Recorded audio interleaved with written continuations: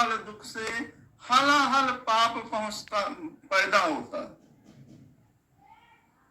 और जिस भी मनुष्य के कारण वो हलाहल दुख हलाहल कष्ट पैदा हुआ, उससे जो पाप पैदा होता है वो पाप उस मनुष्य को इसी जगत में भोगना पड़ता है।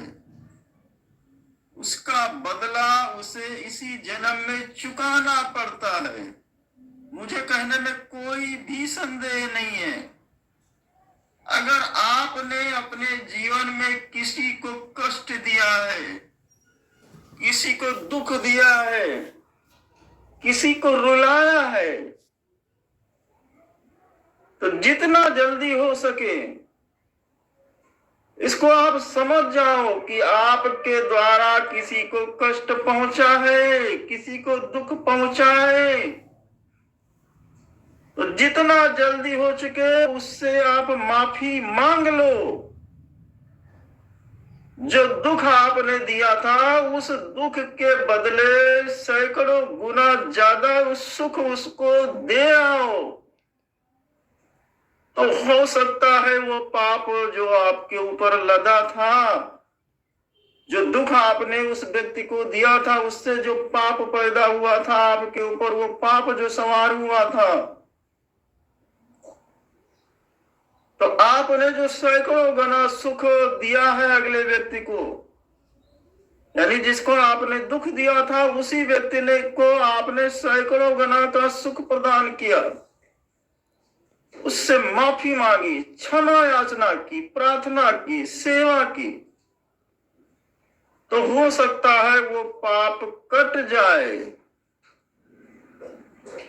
हो सकता है आपको क्षमा मिल जाए। तो हो सकता है आपको उसके बदले में जो कष्ट भगवान देता है, उस पाप के बदले में जो आपको चुकाना पड़ता है, वो तलवार या भाला ना होके छोटा सा कांटा हो जाए, यानी सूक्ष्म कष्ट मिले।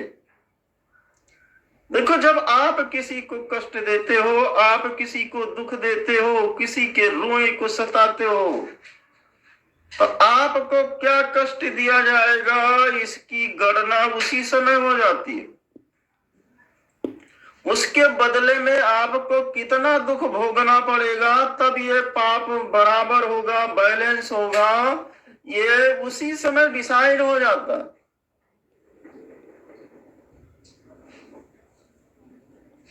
तो जितना कष्ट आपने किसी व्यक्ति को दिया है, जो दुख पैदा हुआ था, जो पाप पैदा हुआ था, हो सकता है आपने थोड़ा सा कष्ट दिया था लेकिन उसको ज्यादा कष्ट पैदा हुआ, ज्यादा दुख पैदा हुआ, तो उस दुख की गणना जितनी है उतना दुख आपको ब्याज के सहित चुकाना है।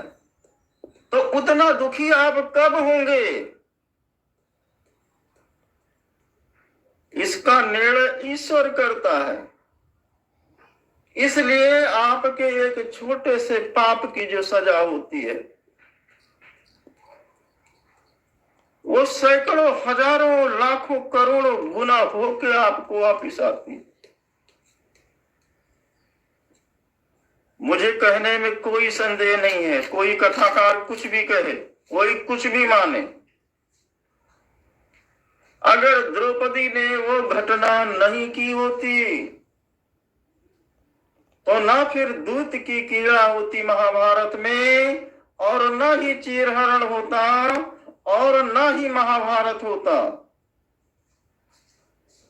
बहुत सारी चीजें हुई हैं महाभारत कथा में, बहुत सारी चीजें हुई हैं। पांडु ने गलती की, भीष्म पितामह ने गलती की, धृतराष्ट्र ने गलती की। आप कह सकते हो कि इस सब का सम्मिलित रूप जो है महाभारत था, लेकिन नहीं, इस सब का सम्मिलित रूप महाभारत नहीं था। पांडु ने बाण मार के हिरण और हिरनी को जो कष्ट दिया था, उस कष्ट का जो स्वरूप था वो उनके बच्चों यानी पांचों पांडवों को भोगना पड़ा। वही तक था उसका स्वरूप। लेकिन जो महाभारत के रूप में प्रकट हुआ वो पांडव के उसका स्वरूप नहीं था।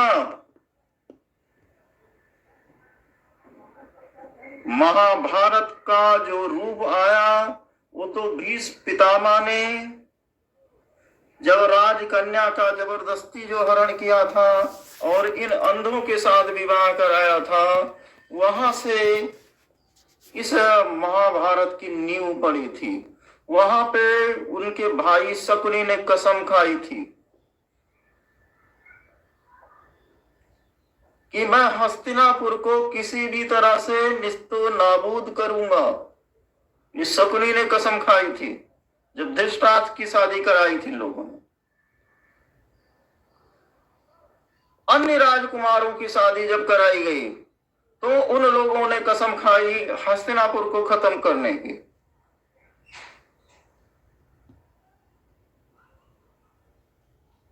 तो ये जो कसम खाई थी लोगों ने हस्तिनापुर को खत्म करने की, ये कसम बाहरी लोगों ने खाई थी।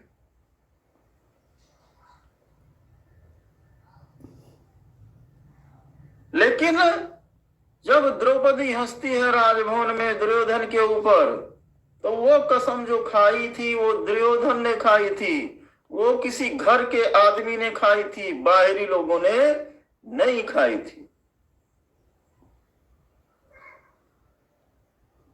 तो इसलिए महाभारत की नींव द्रौपदी चीरहरण के रूप में सामने आई। लेकिन वो चीरहरण इस विवश तरीके से किया गया कि पांडवों ने कसम खाई अपने भाइयों को नष्ट करने की।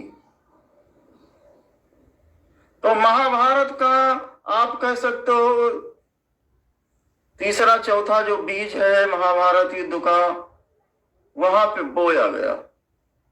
तो ये जो समझना है रियल में है क्या, आपके आचरण के द्वारा जब किसी को इतना कष्ट पहुंचता है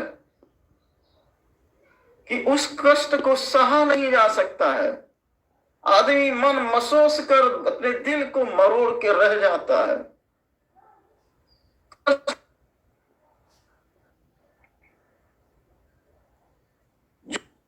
सके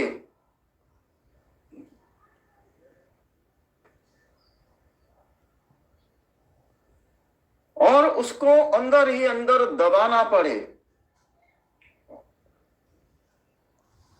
तो इससे जो पाप पैदा होता है, ये पाप सैकड़ों करोड़ों गुना बढ़ के जिस आदमी ने कष्ट पैदा किया था, जिस व्यक्ति ने दुख दिया था, उसको चुकाना पड़ता है।